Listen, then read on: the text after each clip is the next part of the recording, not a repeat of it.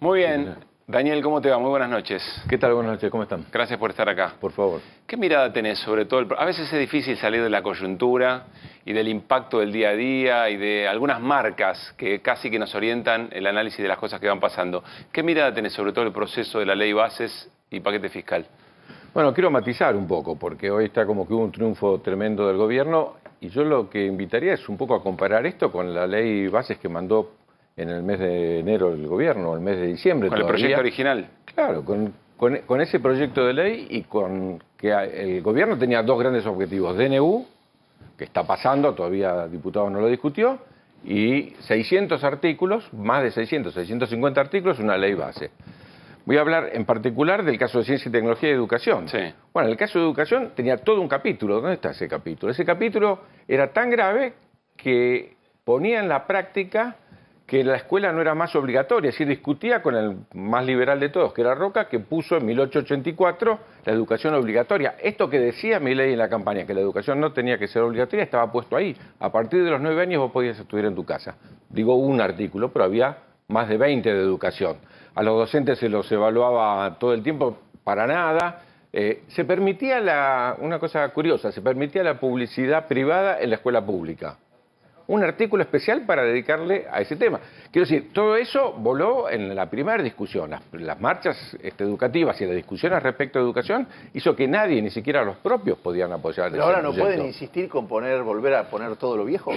No, eso no, porque no murió entró, en la primera discusión. Eso ni entró. En la primera discusión ni siquiera en diputados. Está. Ahora, en ciencia y tecnología, cuando empezamos a discutir esto, ¿qué pasaba? Se podía disolver el CONICET, recuerden. Cuando Milei iba diciendo afuera, le decían, sí. cada ministerio, cuando dijeron CONICET afuera, ¿qué? Lo vamos a privatizar, la educación tiene que ser privada. Es lo que piensa el anarcocapitalismo y es lo que piensa la escuela austríaca. No tiene por qué haber educación pública, es solo para adoctrinar textualmente. Claro que lo decían en el siglo XIX hablando de las monarquías. No hablaban en ese momento de este tipo de gobiernos democráticos. Ahora, y al mismo tiempo podías intervenir y disolver todos los organismos de ciencia. Hoy, cuando vos ves el propio artículo 3, exceptúa todos los organismos de ciencia. Claro que es peligrosísimo, porque por otro lado no lo podés disolver. El artículo 3, que es el que le da facultades para modificar estructuras y demás. Exactamente. Y hay 17 organismos de ciencia, es decir, todos están exceptuados. Igual hay un peligro enorme, que es como le estás dando esas facultades al gobierno le puede cambiar las funciones de ese organismo, aunque se incluyó que tiene que respetar textualmente, sí, la ley que fija el plan de ciencia 2030 y la inversión en ciencia y tecnología que está fijado.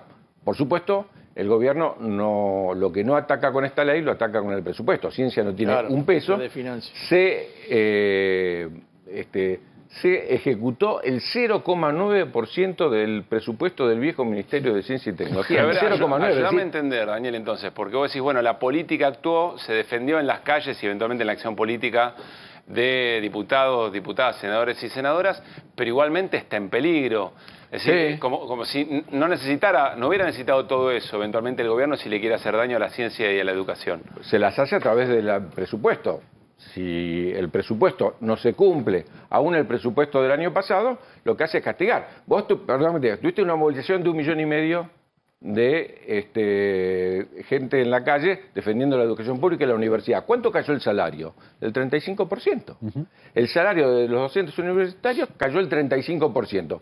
Esa es otra lucha, es una lucha enorme que hay que dar y se niega el gobierno a discutir con los docentes universitarios una paritaria particular que le permita recuperar lo que se perdió entre diciembre y enero. Ya generó 2 paros de 48 se resolvió horas, el tema de la luz y el gas, sí, que es así chiquitito en la universidad, es el menos del 5%, digamos, operativo, y no el tema salarial. Pero entonces, ¿qué es lo que hay para celebrar? Estoy queriendo entender el enfoque. No, celebrar nada. Lo que te quiero decir es que nosotros lo que tenemos que mirar es la diferencia de lo que quería hacer el gobierno con lo que puede hacer el gobierno.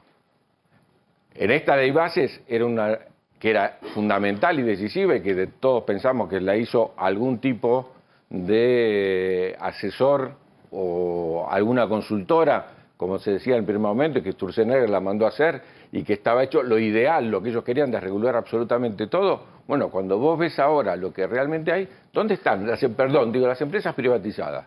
No estaba ahí Aerolíneas, no estaban... Bueno, pero ahora, hoy salió Franco diciendo que pretende que de nuevo Aerolíneas y el Correo ingresen en... ¿Qué va a pasar ahí? Bueno, hay un debate. Lo que te quiero decir es que no es que el gobierno ganó una batalla tremenda y arrasó con todo. En mi opinión personal, el gobierno fue pensando que como había ganado las elecciones, tenía legalidad y legitimidad para hacer un cambio de una magnitud inusitada y se encontró con la calle, las huelgas de la CGT, las movilizaciones populares y el descontento que generan las medidas, y se encontró también con un Congreso que lo discutió, que lo debatió y que desnudó, como planteábamos recién en el caso de ciencia y en el caso de educación, un conjunto de medidas que no pasaron. A ver, ¿qué escenario ves? Porque venimos de 15 días muy difíciles para el gobierno, desde la crisis del gabinete, los mercados, el dólar, la crisis con capital humano, etcétera, etcétera. Y de repente hoy ha tenido una enorme cantidad de buenas noticias.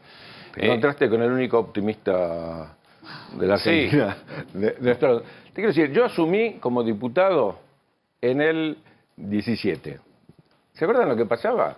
Yo no pude entrar a la Cámara, hubo mucha mayor represión, fue el día famoso de que Patricia Bullrich, en otro gobierno... Eso pasó a la historia como el día de las 14 toneladas de piedra. Exactamente, yo asumí ese día. No pude entrar al Congreso porque me impidieron como diputado entrar al Congreso y me conocían un poco. Sí. Pero bueno, hubo eso, hubo varios diputados que fuimos imputados porque quisimos estar, como ocurrió acá, entre... O sea, lo mismo de ayer, en un exactamente, sentido, sí. No, exactamente, Máximo, de Pedro, muchísimos diputados. Te interrumpa, porque Patricia Bullrich dice, lo dijo antes, lo pasamos antes, los diputados no tienen autoridad para darle órdenes a la policía. Digo, te lo cito textual para ver tu opinión. Por supuesto que sí tenemos autoridad y por supuesto que sí tenemos la posibilidad de mediar, de impedir la represión y de poner el cuerpo para que eso no ocurra. Eso fue lo que ocurrió ahí, bajo Máximo, insisto, bajaron un conjunto de diputados muy importantes. Que impidieron llevar adelante una orden que tenía la policía. Bueno, estoy hablando del otro caso y el de ayer. En ninguno de los casos pasó eso. Lo que te quiero decir es, ¿qué pasaba en el 17? ¿Alguien se acuerda? Había ganado Macri por el 10%, después del terror económico que había sucedido los primeros 2 años, donde el primero había caído el PBI enormemente, en el segundo había recuperado un poco. Macri ganó por 10 puntos las elecciones nacionales. No solo había ganado por 10 puntos, sino que en la provincia de Buenos Aires, Bullrich, un casi desconocido, le había ganado a Cristina. Sí. No solo eso, sino que todo el mundo empezaba a decir, bueno, vayamos al 2023, porque el 2019 ya está resuelto. ¿Estamos viendo equivocadamente la escena? Sí, era una escena muy particular y apareció en ese momento Rodríguez Sá que dijo ahí 2019. Y todos dijeron, pero ¿de qué está hablando? Si esto está perdido, acaba de ganar con 10 puntos. Bueno, lo que pasa es que nuestro pueblo, cuando realmente es golpeado por políticas económicas que son tan duras como esta, que más dura todavía que la de Macri, reacciona y ganamos nosotros por 20 puntos. Pero ¿no estás esperando o no estás haciendo un análisis con la vieja manera de hacer política?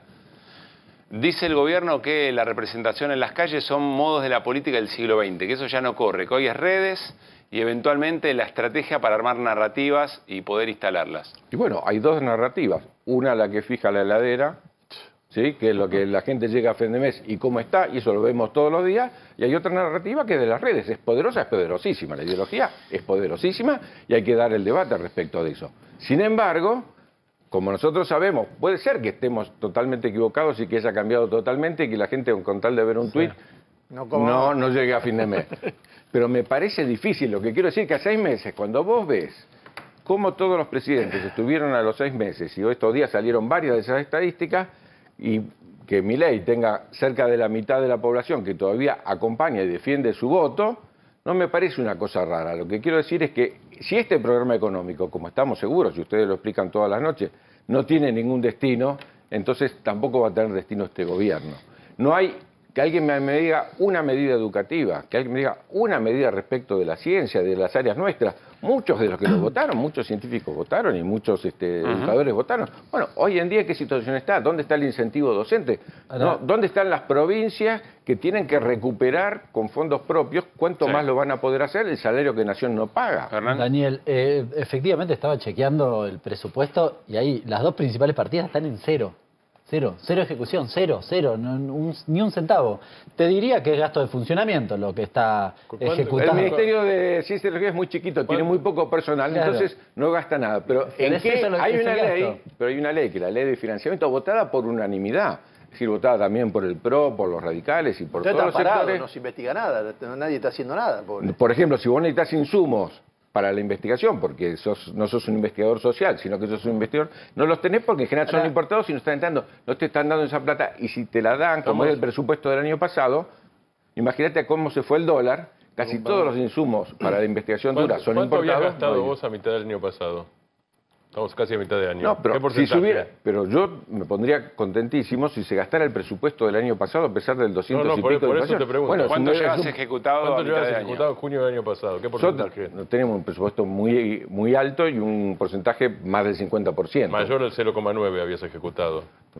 Digamos. Exactamente, Bien. 49 puntos más que el 49 más, ok. porque llegamos al 50. Pero lo cierto es que esto va a costarle muy caro ¿a quién? Al pueblo argentino, porque las obras empezaron, ¿sí? Los insumos están en la aduana, nada. el equipamiento se compró fuera del país porque la mayoría es importado y va a haber que pagarlo 2 y 3 veces. La obra cuando se paralizó, recuperarla, bueno, lo sabes bien. Y hay una computadora que duerme la siesta, Ahora, ¿no? Bueno, tenemos la computadora más grande que en la historia compró Argentina, una de las 100 más poderosas del mundo, en el Servicio Meteorológico Nacional, que no la puede poner en funcionamiento. Clementina. Clementina 2. Clementina 2. Terminó con 95% de ejecución el año pasado. Bueno. No, pero quería preguntarte, Daniel, el RIGI, ¿cómo impacta en la ciencia? Te pregunto eso, pero además es una segunda cuestión. El RIGI es un proyecto, digamos, que tiene, por ejemplo, estabilidad a 30 años, digamos, no es para dentro de 10 minutos. ¿Cómo ves la actitud de algunos senadores de repente votar pensando en los próximos 10 minutos? No, es gravísimo porque lo que permite al RIGI es suplantar la tecnología nacional por tecnología importada, textualmente. Lo que te dice que es que el 20% puedes utilizar empresas o insumos nacionales siempre y cuando el costo sea conveniente, porque aclaremos que está acotado, no es que el 20% van a ser insumos nacionales, pueden entrar con todo, y como parte de esos organismos que el RIGI plantea, algunas son empresas tecnológicas, sí. Entonces tenemos hipotecada realmente esta idea de que para qué vamos a investigar nosotros si lo podemos comprar hecho, empieza a ser en contra de toda la tradición científica argentina. Si Argentina en algo está orgullosa, es justamente del bagaje científico y de sus científicos. Daniel, no te vayas, que cerramos juntos. Martín, ¿nos contás qué valor le das y qué pasó en el encuentro de Axel Kicillof y el Papa? ¿Vos lo dejaste para que hable de San Lorenzo junto con el Papa para eso? Bueno, les llevo pues, la foto, quiero aclarar que la foto que se está riendo el Papa es la foto que le llevaron. A ver, vamos a compartir el tape y enseguida Martín lo baja a tierra, dale. De que hablamos, y bueno, la situación social inevitable cuando uno está con el Papa, le hablé de lo que hacemos a nivel de actividad sociocomunitaria desde el Ministerio de Educación, le comenté también los comedores escolares, le comenté también lo que hacemos desde el área de culto de la provincia, le comenté lo que hacemos también en cada uno de los barrios de la provincia de Buenos Aires, con Opisu, le traje algunos presentes. Pero bueno, pudimos hablar de varios temas de la situación internacional. Una reunión importante en este marco, en este contexto nacional e internacional y en esta coyuntura, ¿no? ¿Qué significado político le das a esto, Martín? Yo hablé con Axel Kicillof a la tarde, él hizo una entrevista para Buenos Aires 12 y lo que me dijo, él no puede contar lo que el Papa dice, obviamente, porque no corresponde eso, salvo una cosa. La frase es, el Papa está muy preocupado por la situación social de la Argentina. Eso es una frase citada por Kicillof sobre lo que el Papa le dijo. Estos son de récord, es público, está publicado. Importancia es el Papa, como eso sí también cuenta Axel Kicillof, el Papa con mucha data, decía, está muy informado, está bien informado, está al día sobre la situación argentina, está al día sobre la situación de la provincia de Buenos Aires y hay preocupación. Uno de los temas de agenda, uno fue el internacional. Y el otro fue el tema de los comedores y los alimentos en la Argentina. Fue uno de los grandes temas. Bueno, se viene manifestando la Iglesia Católica, aunque cada diócesis tiene su manera de hacerlo. Pero digo, esto fue común. Hubo 3 reuniones de Kicillof. Una de más o menos media hora a la mañana, una de 2 horas a la tarde, larga, a solas, con el Papa a las 2. Y una tercera, ahí lo veíamos en imagen, a Víctor Fernández, Tucho Fernández, que es el jefe de lo que fue la Inquisición. Claro. Es el dicasterio para la doctrina de la fe, arzobispo de La Plata, que había hecho muy buena relación con Kicillof en los últimos años, desde el 2019, él está desde el 2018. Gracias, Martín. Gracias, Daniel. Quiero brevemente contarles que el próximo martes se presenta en CETERA este trabajo afuera, que coordinó Daniel Filmus, lo compiló, El lugar de la educación y la ciencia en el narcocapitalismo. Lo vamos a recordar, cuando llegue ese día.